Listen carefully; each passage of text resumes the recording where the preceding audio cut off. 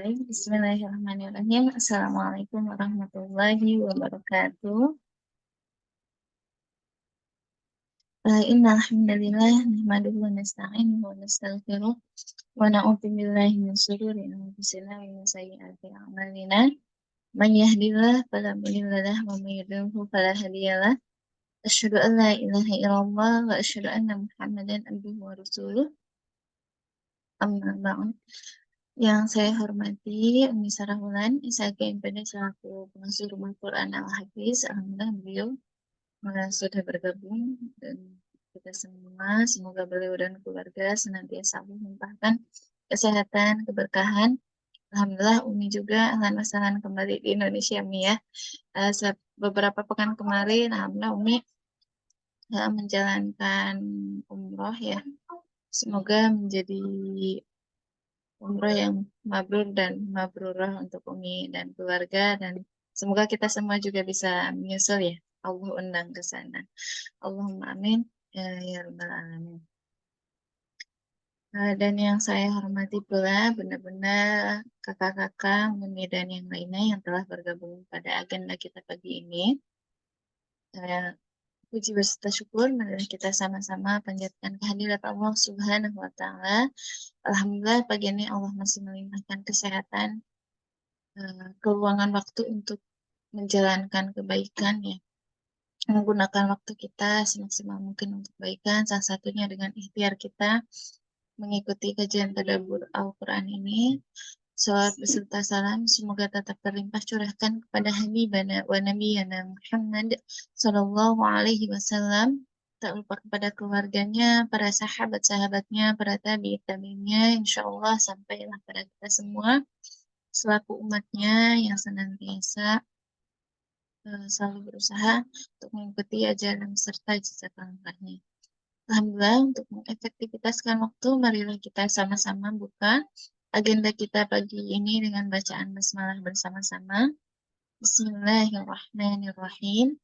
Baik, untuk selanjutnya, untuk menambah keberkahan kita pada agenda kita pagi ini, insya Allah tilawah Al-Quran sesuai nantinya akan kita tadabburi bersama-sama surat Al-Alaq ayat 1-5. Alhamdulillah sudah standby. Umi Wiyanti mungkin boleh untuk tilawah Al-Quran surat Al-Alaq ayat 1-5. Untuk di Al-Quran pojok ada di halaman 597, juz 30. Baik, tafadhal kepada Umi Wiyanti. Waktu dan tempat kami persilahkan.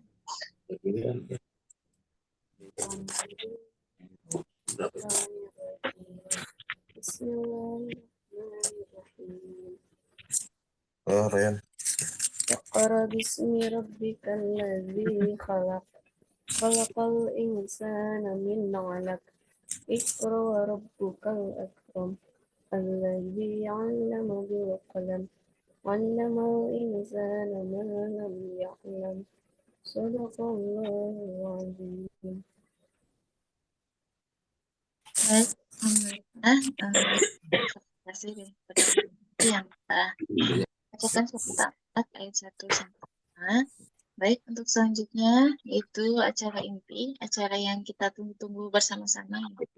Tadabbur Al-Quran surat Al-Alaq ayat 1-5 yang insya Allah akan langsung disampaikan oleh Umi Sarahulan SAG MPD selaku pengasuh Rumah Quran Al-Hafiz. Kepada beliau, waktu dan tempat dengan hormat kami persilahkan. Ya, bismillahirrahmanirrahim. Assalamualaikum warahmatullahi wabarakatuh. Innal hamdalillah nahmaduhu wa nasta'inu wa nastaghfiruh wa na'udzu billahi min syururi anfusina wa min sayyiati a'malina may yahdihillahu fala mudilla lahu wa may yudlilhu falan tajida lahu waliya mursyida. Asyhadu an la ilaha illallah wahdahu la syarika lahu wa asyhadu anna Muhammadan abduhu wa rasuluhu la nabiyya ba'd. Alhamdulillah ya akhwati fillah rahimakumullah.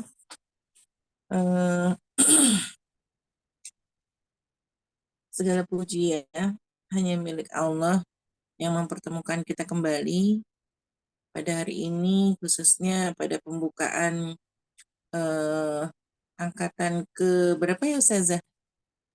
13 Umi. Angkatan ke-13 ya. Pembukaan tahfiz Rumah Quran Al-Hafiz yang ke-13 ya. Masya Allah. Semoga terus ya bermanfaat Rumah Quran Al-Hafiz untuk sebanyak-banyaknya umat ya. Meskipun per gelombangnya kita hanya terima sedikit ya Ustazah. Pembatasan. Alhamdulillah.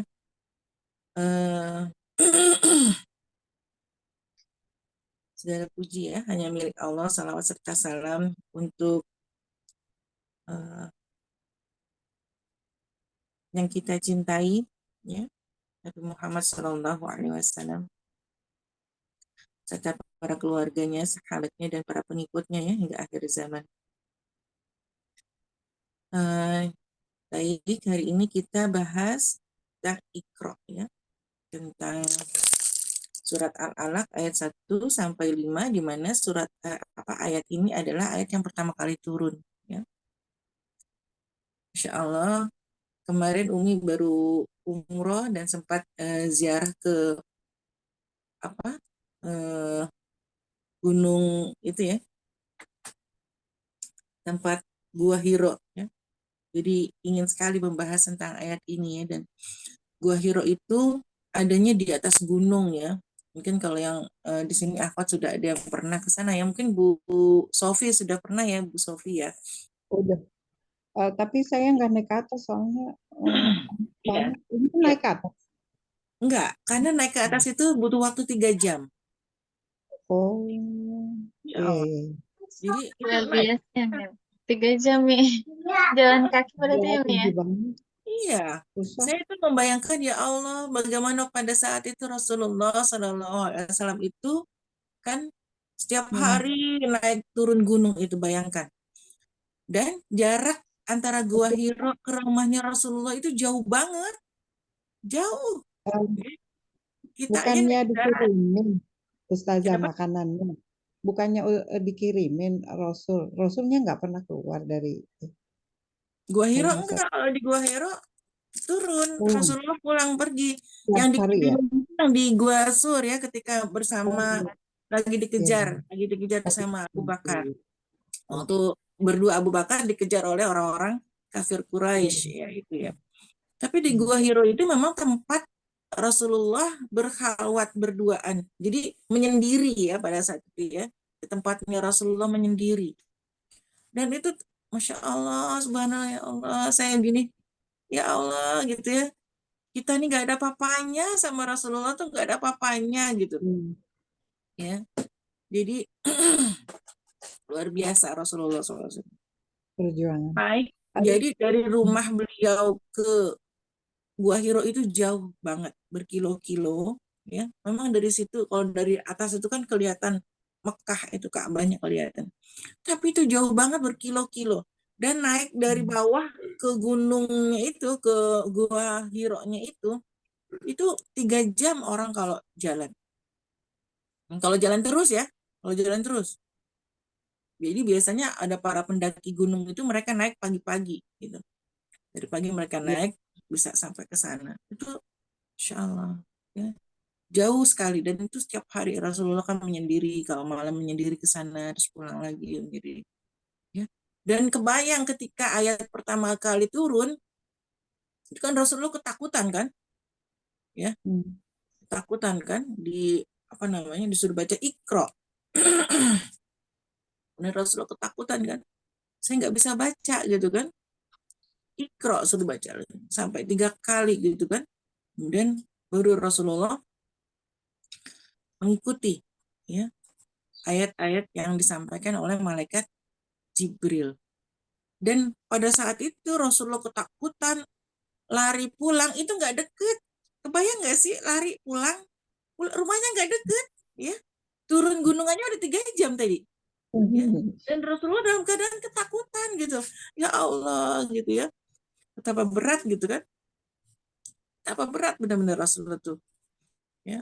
Dalam keadaan ketakutan, turun gunungnya aja udah 3 jam gitu ya, dalam keadaan ketakutan gitu ya, dan rasa takut itu masih terus sampai dibawa pulang ke Mekah gitu kan, sampai ke rumahnya Rasulullah.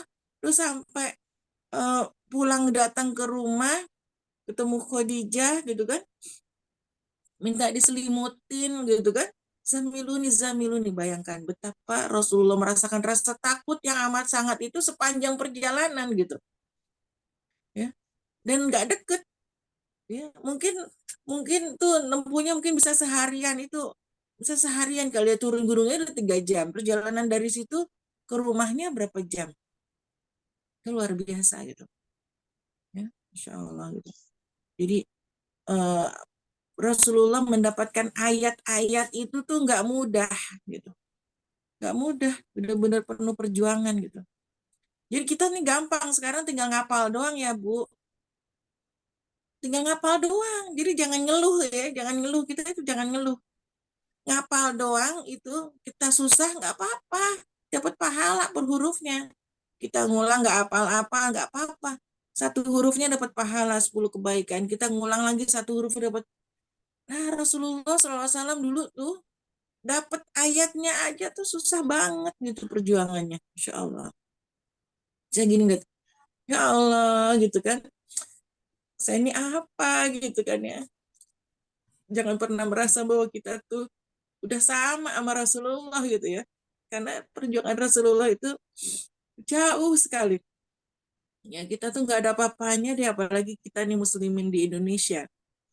Ya kita nih di surga, benar-benar di surga gitu. Karena tadi ya di Mekah Madinah itu kondisinya kan panas ya, panas terus eh, apa gurun, terus kanan kirinya tuh gunung-gunung batu, benar-benar gunung batu, batu cadas yang batu keras, dimana orang-orang tuh kalau bangun tuh justru dia gunungnya itu dihancurin dulu ya, atau mau bikin terowongan ya udah, terowongan batu itu gunung batu itu dibikin terowongan gitu, dibolongin ya, Masya Allah gitu. Itu perjuangannya Rasulullah SAW dan para sahabat itu benar-benar nggak main-main ya, untuk membawa risalah itu luar biasa gitu ya. Eh, apa namanya, itu baru ayat ayat pertama kali turun gitu ya.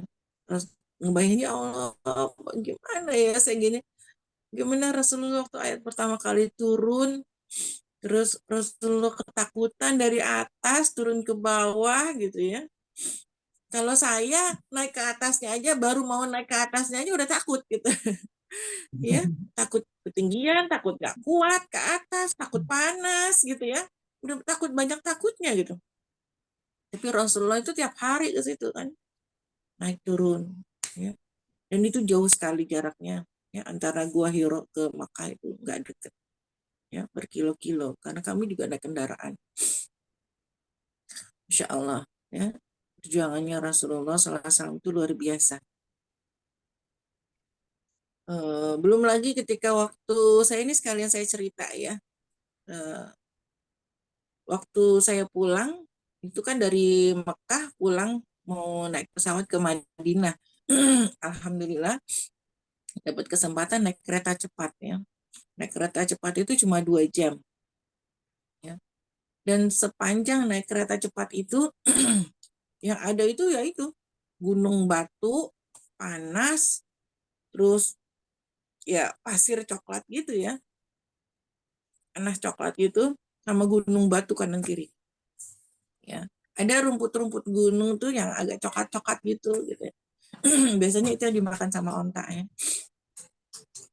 Itu dalam keadaan kering gitu, Masya Allah.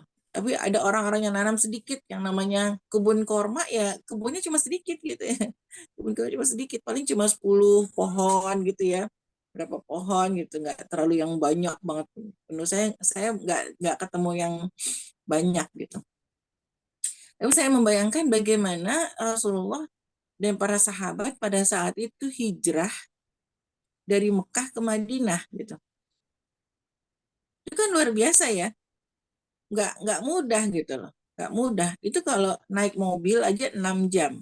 Kalau naik mobil kenceng ya, naik kereta cepat 2 jam, naik mobil 6 jam. Dan Rasulullah SAW pada saat itu naik, mungkin ada yang berjalan, ada yang naik kuda, ada yang naik onta gitu kan ya. Dan itu tadi ya dalam kondisi yang panas gitu kan. Nah, mungkin ya sampai dari malam, kalau malam iya dingin gitu kan, nggak panas. Ya, Tapi jalannya nggak selamanya malam gitu kan ketemunya. Insya Allah. Ya sungguh perjuangan Rasulullah dan para sahabat itu membawa Islam, menyebarkan Islam, mendakwahkannya itu sungguh berat, berat sekali. Ya, jadi luar biasa gitu ya. Saya cuma ya Allah bagaimana gitu ya. Pada saat itu kita aja cuma sebentar aja udah panas banget, panasnya menyengat gitu kan. Kondisinya seperti itu. Baik ya. Iqra bismi rabbikal ladzi khalaq. Ya, bacalah ya, dengan nama apa namanya? Sebentar. Bacalah dengan menyebut nama Tuhanmu yang menciptakan. Ya, ini ayat yang pertama kali turun. Ya, di mana Rasulullah diminta untuk membaca oleh malaikat Jibril, dan pada saat itu Rasulullah tidak bisa membaca ya, ummi. Kemudian ditalaki oleh malaikat Jibril ya. Ya, jadi Bu Sofi jangan sedih ya, karena Rasulullah pun mendapatkan Al-Quran bukan sebulan 2 bulan gitu ya, tapi 23 tahun ya, karena Al-Quran itu kan turun berangsur-angsur ya, nggak langsung sebulan selesai gitu. Pengen hafal Quran sebulan selesai gitu ya, cuma hafal doang di lisan gitu. Tapi Rasulullah itu 23 tahun ya, Al-Quran itu turun selama 23 tahun, dan bukan hanya dihafal tapi juga dipahami, diamalkan gitu ya. Disampaikan lagi ya, balik ani walau ayah, disampaikan lagi ke orang lain gitu. Nah, jadi targetnya bukan sekedar hafal ya, tapi bagaimana bisa mengamalkan juga, paham ya, paham, mengamalkan, menyampaikan kembali gitu ya, selama 23 tahun. Jadi bukan sebulan atau 2 bulan ya. Jadi jangan sedih ya Bu Sofi ya, karena tadi kan paginya oh enak ya orang-orang bisa hafal sebulan gitu misalnya, bisa langsung gitu ya. Ya enggak juga. Kemudian bacalah ya, dan perintah yang pertama kali itu adalah membaca. Baca ya. Baca, dan di sini bukan berarti selalu baca buku, baca yang kita bisa baca ya, karena Rasulullah sendiri tadi secara teks mungkin Rasulullah tidak bisa baca, tapi Rasulullah kemudian mengikuti lafal yang dibimbing oleh malaikat Jibril ya, baca dengan ditalaki gitu ya. Jadi nggak ada uh, alasan juga ketika orang nggak bisa baca Quran jadi nggak bisa ngafal, nggak ya, karena Rasulullah pun ditalaki gitu. Jadi nggak harus orang hafal Quran itu harus bisa baca Quran dulu gitu ya, karena bisa ditalaki seperti Rasulullah SAW gitu. Bisa dengan mendengar kemudian mengikuti gitu ya, mendengar mengikuti itu juga bisa. Dan Allah menurunkan perintah pertama adalah baca ya, membaca ini secara arti yang luas tadi ya, membaca teks, juga membaca secara dibimbing ya, talaki, dan membaca apa saja gitu ya, membaca Al-Quran yang utama tentunya ya.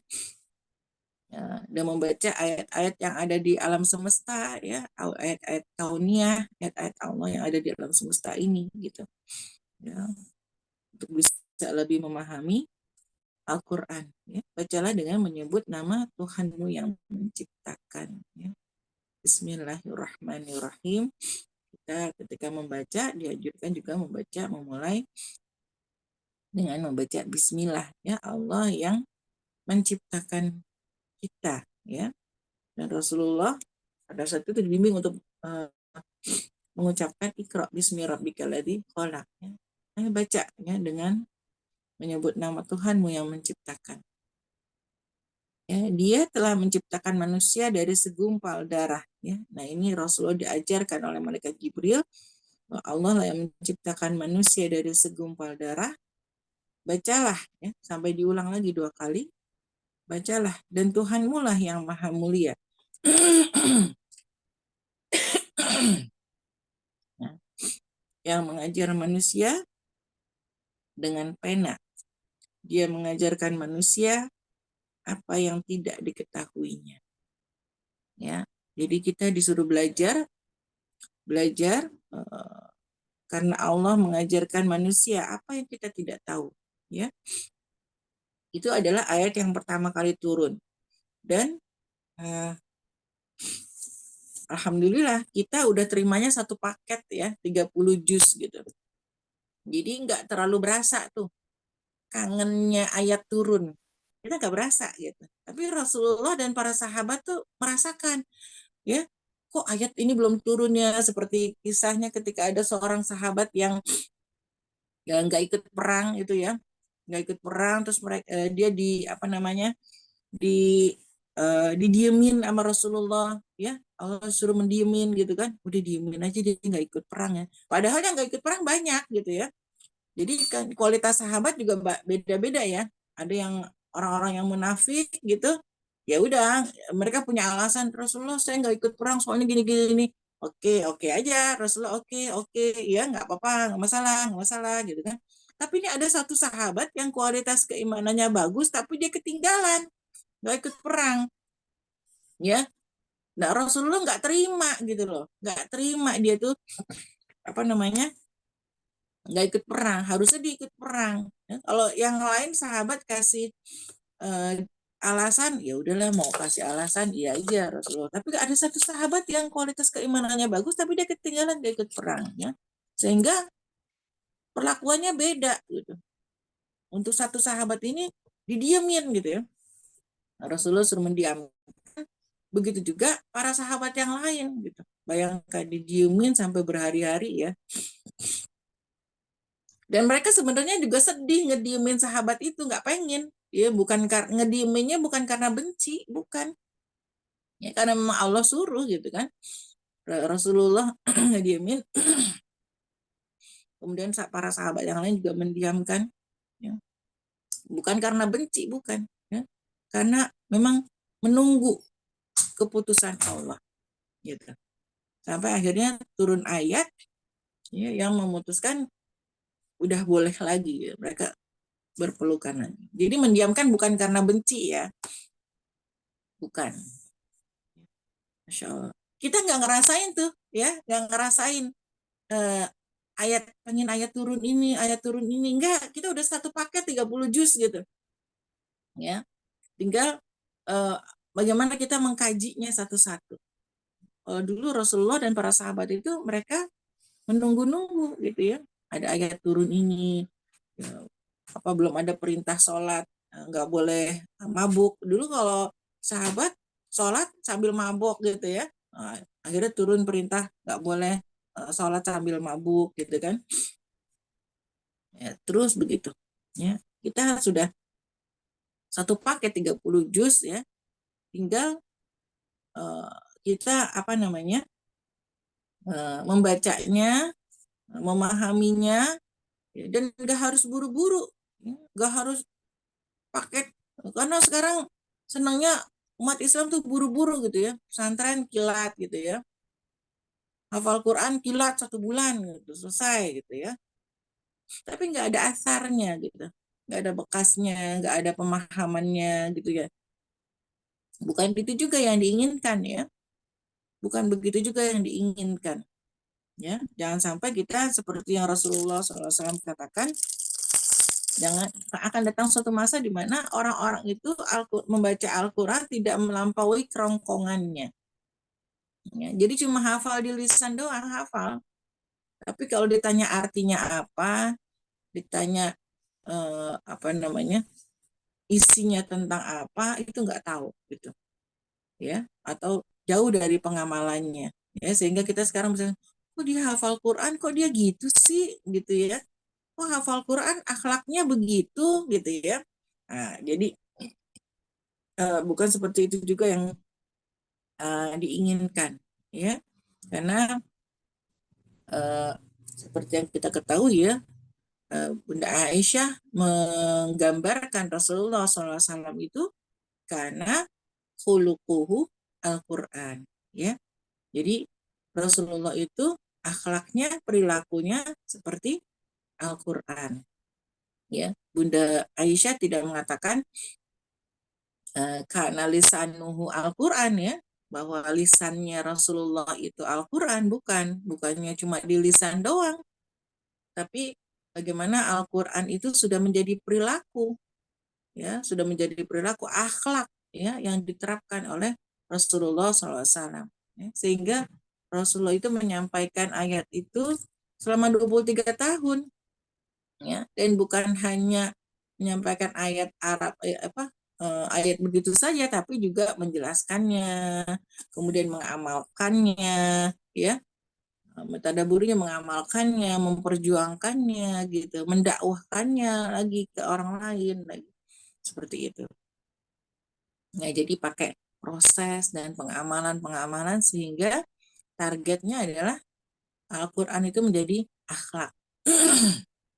Ya, jadi tentunya harus dengan cara yang baik, dengan pengamalan yang baik juga, ya. Jangan sampai kalau keinginannya baik, ingin pokoknya harus hafal Quran, ya, dengan segala macam cara ditekan anaknya harus hafal Quran, harus kalau nggak hafal Quran diancam, gitu ya. Itu kan sangat jauh dari penerapan Rasulullah SAW, ya. Ada yang sampai dihukum atau misalnya tidak diakui anak, nggak boleh pulang dari pesantren, gitu ya, misalnya, ya.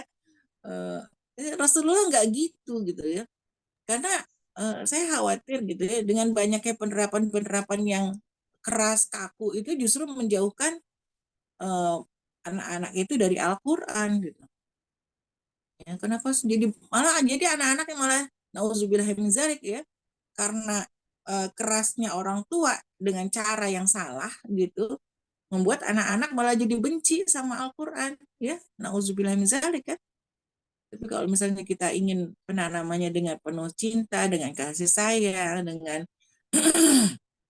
ikatan hati, gitu ya, biarkan mereka yang punya cita-cita sendiri, gitu, sehingga mereka dengan senang hati menghafal Al-Quran itu karena kecintaannya kepada Allah dan Rasulnya, ya, bukan karena ancaman-ancaman, bukan, gitu, ya, sehingga mereka senang, gitu, untuk bersama Al-Quran dan hadis, gitu, insya Allah, ya. Itu yang mungkin kita ingat kembali, betapa Allah menurunkan ayat pertama, yaitu adalah perintah membaca, ya. Jadi jangan berhenti membaca, ya, membaca Al-Quran, jangan pernah berhenti sampai husnul khotimah. Jadi sabar, aduh kok saya nggak hafal-hafal, iya nggak apa-apa, ya, memang orang yang udah hafal 30 juz pun kalau nggak dibaca lagi juga lupa, gitu, ya. Jadi baca Quran mah terus, ya, sampai kapan ini saya harus baca Quran? Sampai husnul khotimah, gitu, ya. Kalau bisa terus, nanti kan di dalam alam kubur kita, kalau di alam kubur kita bisa mengulang-ulang Al-Quran lagi, kalau bisa sampai gitu, sampai nanti ketemu Allah, gitu, ya. Kalau bisa nanti sampai ketemu Allah, kita membawa hafalan Quran kita, bacaan Quran kita, meskipun cuma sedikit, gitu, ya. Tapi minimal kita ada argumen, ya, di sisi Allah bahwa kita sudah berusaha untuk membacanya, menghafalnya, mentadaburinya, ya, mengamalkannya, itu yang paling penting, ya, mendakwahkannya kembali, mengajak, ya, ya, seperti itu, insya Allah, ya. Dan targetnya adalah seperti yang Rasulullah contohkan, ya, karena khuluquhu Al-Quran, bagaimana Al-Quran itu bisa menjadi akhlak, perilaku kita, bukan hanya sekedar hafalan, ya. Oh, saya dong nih udah 30 juz, ya, saya hafizoh, gitu misalnya, bukan itu, bukan, ya. Rasulullah juga tidak pernah membanggakan ya diri sebagai hafiz ya, tidak ya. Tapi bagaimana perilakunya yang penting ya. Dan Rasulullah itu Masya Allah ya sangat akhlaknya itu kan sangat baik ya, manusia yang paling mulia, manusia yang paling sabar banget ya, paling baik banget ya, diperlakukan apapun oleh kaum Quraisy pada saat itu ya, oleh sahabat yang oleh orang-orang Badui yang baru mau masuk Islam ya, dites dulu sampai ditarik ininya, ditarik selendangnya gitu kan. Tapi Rasulullah nggak marah gitu kan. Kalau kita nggak apa ditarik-tarik gitu sih ya Bu. Ditarik jilbabnya, dites sama orang Badui itu. Rasulullah marah nggak ditarik selendangnya gitu. Tapi Rasulullah nggak marah gitu. Yang kesel malah para sahabat gitu kan, yang merasa mencintai Rasulullah gitu kan. Aduh itu orang ini banget gitu ya, narik-narik selendang Rasul gitu kan. Kita juga mungkin marah ya kalau kita lihat selendang Rasul ditarik, kita yang marah ya Bu. Kita yang ikut kesel gitu. Seperti itu ya. Insya Allah banyak sekali yang perlu kita pelajari dari Al-Quran ini agar kita bisa memahami Islam, memahami Al-Quran, ya, mengenal Allah itu lebih baik, lebih lebih sempurna lagi kita mengenal Islam itu secara keseluruhan agar tidak parsial gitu ya, tidak parsial ya, tidak memiliki pemahaman yang sempit gitu kan. Karena Rasulullah ini mendakwahkan Islam itu selama 23 tahun ya, dan 13 tahun di awal itu adalah penanaman akidah ya, luar biasa ya. Penanaman akidah di 13 tahun pertama dan 10 tahun itu di Madinah, itu membangun masyarakat ya, membangun masyarakat. Jadi jangan lupa juga untuk tentunya ya, karena Al-Qur'an ini turun kepada Rasulullah dan bagaimana menerapkan Al-Qur'an itu kita perlu membaca hadis ya. Ya perlu membaca hadis, dan alhamdulillah kita sudah punya banyak buku kitab-kitab hadis sahih ya yang sudah dibukukan. Sekali lagi kita nggak ngumpulin hadis, bayangkan ya. Imam Bukhari mengumpulkan satu hadis saja. Imam Bukhari itu mengumpulkan ribuan hadis ya. Tapi untuk mengumpulkan satu hadis saja itu dicek dulu, dikumpulkan dari beliau tanya ke beberapa orang, nggak cuma satu, dan jauh-jauh gitu ya. Perjuangan Imam Bukhari mengumpulkan hadis pun nggak gampang gitu. Kita tinggal baca gitu. Kita tinggal baca, Masya Allah ya. Perjuangan kita adalah melawan rasa malas gitu. Sama saingannya banyak ya, banyak hiburan sekarang ya, banyak hiburan, banyak tontonan yang lebih lucu-lucu gitu ya, yang lebih menarik-menarik gitu kan ya. Ya, padahal tadi ya, bahwa ketika kita memahami Al-Quran harus juga kita membaca hadis, karena dalam hadis lah gitu kan banyak sekali Rasulullah menjelaskan apa yang ada di dalam Al-Quran ya, baik hadis qudsi ya maupun hadis yang Rasulullah sampaikan ya untuk kita. Kalau hadis qudsi itu kan adalah perkataan Allah yang disampaikan kepada Rasulullah, tapi tidak tekstual ya, konteksnya disampaikan oleh Rasulullah SAW. Begitu ya. Jadi Al-Quran dan hadis itu perlu kita baca, kita pahami keduanya ya, sebagai sumber hukum kita umat Islam ya. Jadi jangan Al-Quran aja gitu ya, tidak bisa juga, karena harus banyak penjelasan Al-Quran itu adanya di dalam hadis ya, Rasulullah yang menjelaskan, sehingga kita bisa memahami Islam dengan menyeluruh ya, dengan syamil dengan menyeluruh, tidak parsial ya, seperti itu. Apalagi misalnya ada orang yang nggak mau pakai hadis, wah susah ya, nggak mungkin gitu. Karena Al-Quran ini diturunkan kepada Rasulullah SAW, ya, dan Rasulullah SAW itu menjelaskannya dan mencontohkannya dengan adanya di dalam hadis, ya, baik dengan perkataan, perbuatan, ya, maupun dengan sikap diamnya Rasulullah SAW. Baik, ya, Insya Allah mungkin itu yang bisa saya sampaikan sedikit sekali. Mudah-mudahan bisa mengingatkan kita kembali agar kita bisa mencintai Al-Quran, yang Rasulullah itu tidak mudah benar-benar mendapatkan Al-Quran, mengumpulkan ayat demi ayat ini, ya, turunnya ayat demi ayat ini bukan suatu hal yang mudah. Bahkan suka digambarkan, ya, bahwa Rasulullah itu sering ketika ayat turun itu berkeringat, gemetar, ya, panas dingin, ya, karena itu kan berarti ayat itu berat sekali, ya, Bu Sofi. Kalau kita merasakan, aduh kok nggak apal-apal, aduh kok nggak ini susah gitu, ya, itu Rasulullah pada saat ayat turun itu bukan sekedar nggak apal-apal, tapi benar-benar panas dingin, yang gemeteran, yang keringetan gitu, beratnya ayat itu, Masya Allah. Lalu kita enak, ya, kita bisa sambil selonjoran, sambil tiduran, sambil, iya, buka-buka Quran gitu, ya, itu masih bisa. Jadi, ya, begitulah, dinikmatin, ya. Jangan mengeluh gitu, ya. Bismillah aja, usaha aja, jangan mengeluh, jangan pernah mengeluh, ya, karena apa yang itu apa yang kita nikmati sekarang, kita benar-benar udah di surga, ya, apalagi di Indonesia tuh benar-benar di surga, ya. Jannatin tajri min tahtihal anhar, ya. Di Indonesia itu banyak sekali kebun-kebun jannah, ya, dengan sungai-sungai yang mengalir di bawahnya. Indonesia itu udah surga banget, di sana nggak ada sungai ngalir gitu, ya. Nggak ada yang kebun-kebun terus ada sungai-sungai gitu, ya, kayak di Indonesia gitu kan. Insya Allah, ya. Gimana Rasulullah itu luar